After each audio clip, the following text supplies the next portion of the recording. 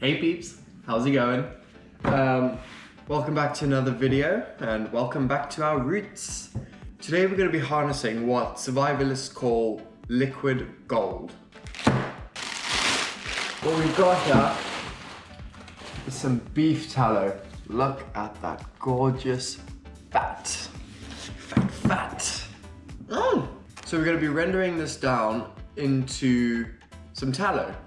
And tallow's got so many uses. You can make soap, candles, cooking oils, skincare stuff. It's a bit of the animal. If you're ever on your homestead or out hunting, you never want to get rid of this. So, step one of our process, we are going to need to chop this up into lots of little pieces. The reason for chopping into such fine pieces, and if you can grind it, probably a better idea, but you want to enlarge the surface area as much as you can, so it renders out as much of the fat and oil as you could possibly get.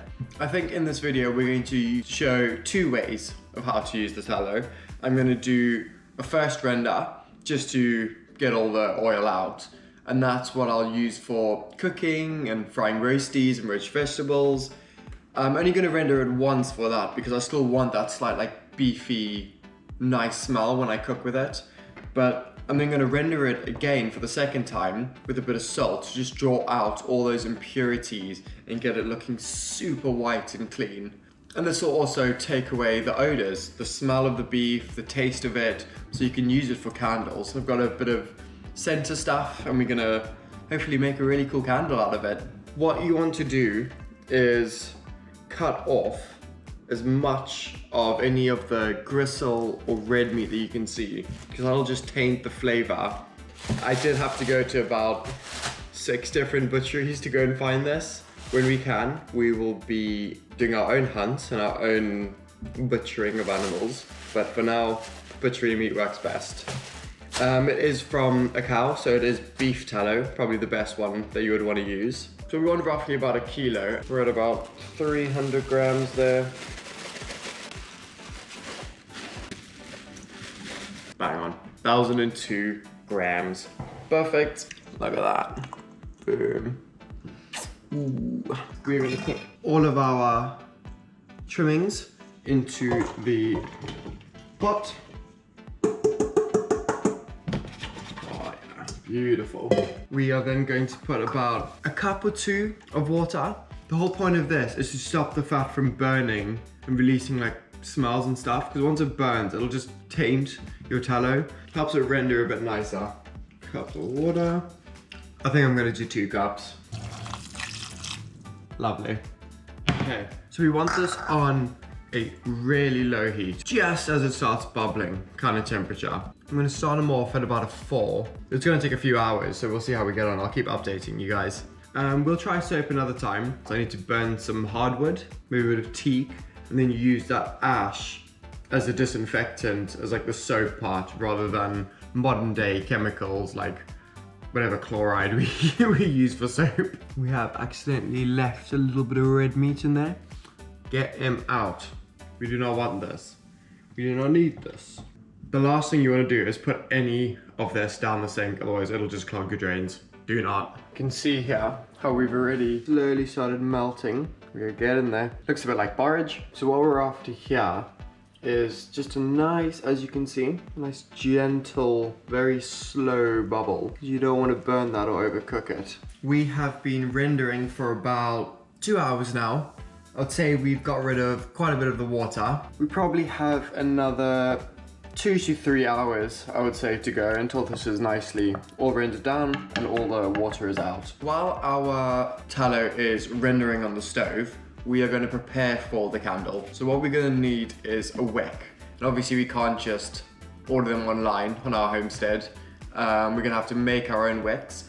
Usually about 100% cotton is what you're after.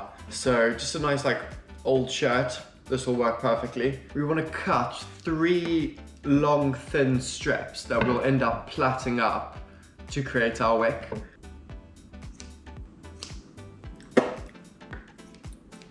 Look at that.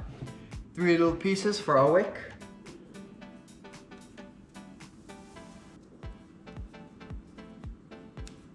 snip these little end bits off.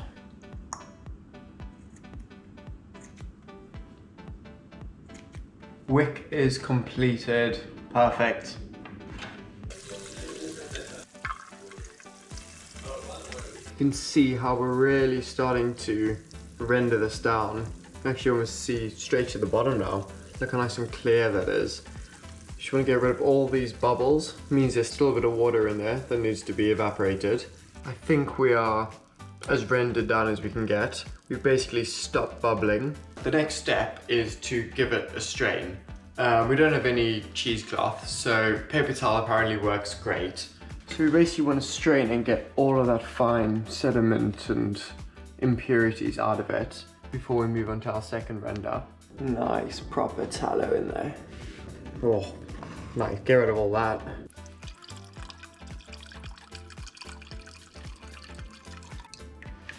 That's what we got left. From what we had, oh. God, lucky that didn't go. Oh, I got some of it in there. No! Careful, it is quite hot. Just squeeze all this last bit of oil in here. Beautiful goodness. Lovely, lovely. Just before this cools and solidifies, I'm just gonna pop some of it into here. Just while it's still got that nice beefy smell and taste to it, because I'm going to keep that for cooking. It would be so nice having it on roast chicken, steaks, roasties, veg. It'll just be so much better than some store-bought oil. You can see here how it's already started solidifying just where the jar was cold. Alright peeps, we are back here, day 2 of the rendering process. I'm not gonna lie, this took 6 hours to render down, but we're happy with it. Still smells a bit like beef, which will not work for our candle. I put some of it into a jar, which I'll just use for cooking, and I did use a little bit yesterday. I made a pie. I will show you guys that now. Oh my god, was it good. So today we're going to give this a second clean. We're gonna add salt this time just to draw out that smell and impurities and proteins that give it that proper beefy smell, because we do not want that in our candle, do we? Beef and lemongrass scented candle.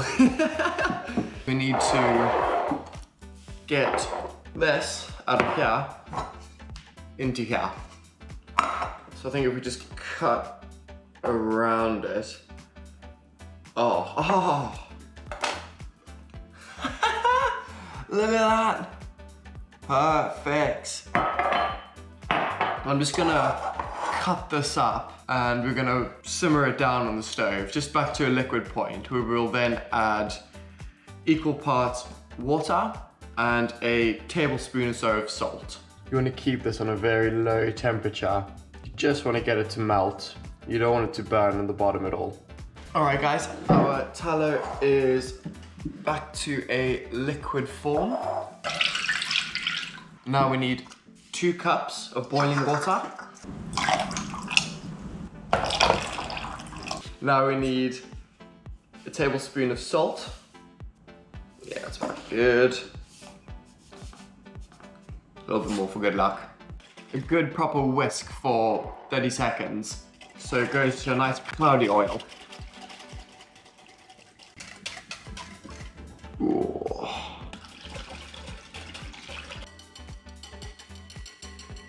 The next step is you're gonna just let it cool like room temperature on the fridge, and it's going to separate and form a white disc along the top of tallow as it cools, and then underneath will be the dirty water or the bit of impurities that are left. You'll see when we get there, we're gonna have to scrape off the underneath, so there'll be some like grey brown gunk that we do not want in our candle. Our disc has formed, look at that. So we're gonna pry this out and see what we have underneath, how clean we are. Look at that, boom. A little bit of gunk under there, but that is, from what I've seen online, like that is not bad for our first attempt.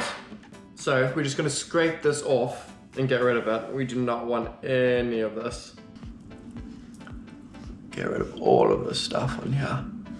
Next step, we're gonna put it back into the pot and just melted down again, ready to pour into our candle holder. There might still be a bit of moisture in here, so we're just gonna boil that out. Okay, we are onto our final strain before we make our candle.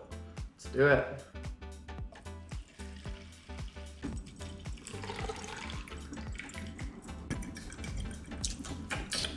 Oh, salty tallow. We just need to let this cool now, because we're sitting at about 170, 180 degrees. So we need to let this cool to about 50 to 60 degrees Celsius before we add in our essence for the candle. Otherwise it hits a thing called a flash point where it almost like instantly dissolves and then your candle doesn't smell like anything. So patience is a virtue with this thing. Yalla la. Alright guys, we're at that stage where I think we are cool enough. It said, because obviously I don't have a thermometer to check the temperature. Good like test is a pinky test. If it's too hot or you can't hold your pinky in there for more than like 5 seconds, it's probably too hot. You want like a hot bath kind of temperature. Or when like little white bits start forming along the rim or underneath, which they have. So I've given a little mix and we are gonna pour in our essential oils. Got a little bit of lemongrass left. I think I'm just gonna pour all that in. Oh, I wish I had more. I wanted like a pure lemongrass candle, but sometimes it don't work that way. Grapefruit and mandarin. Don't know how much I need to put in, yeah. This is about 30 mils, but we're just doing droplets. And I think for a little bit of sweet, we might add just a little bit of vanilla.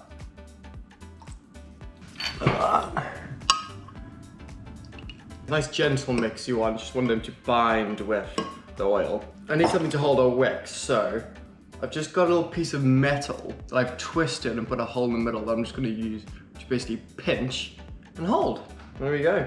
I think you wanna try and get a little bit over the top of the wick while you're pouring, just to like douse it in that oil so it soaks up nicely. Oh yeah, there we go. It smells pretty good. Bend this in to get the wick to go slightly lower. One of the last things I'm going to do is finish off the spoon. So I'm just going to take a little bit of that tallow that I haven't scented, but I've taken out a lot of the beef smell. My spoon's been sitting now for a good week or two in a nice dry spot, so it should be fully dry. Oh yeah. Oil them up, baby. Make sure you get into all the little crevices. You really see like how the grain is coming through nicely there. Beautiful. Gonna let them sit and soak this all in for about an hour or two. Our candle is fully set. Beautiful. Smells great. So let's give it a light and see if it actually works. Gonna have to burn quite a bit of all this tallow off the wick before we get going. Oh. Hey, here we go guys, look at that. It's actually working. This is a full candle. Oh, and it smells good. Hell yeah. Pretty decent flame on here for our wick and our candle. I think it's a good size to give off some nice light if we need. So I hope you guys have enjoyed the video. These are just a few ways of how you can utilize beef tallow. We got this. Our cooking oil, our spoon, which we oiled. You can oil all kinds of things, leather boots, wooden spoons. If you do have rifles and stuff, you could keep those nicely oiled. And candle. You've got light, a bit of heat, cooking, and maintenance. And I think this concludes our video. I'm Jeff, and this has been Back to Our Roots. I'll catch you guys in the next one. Ciao, ciao, bye.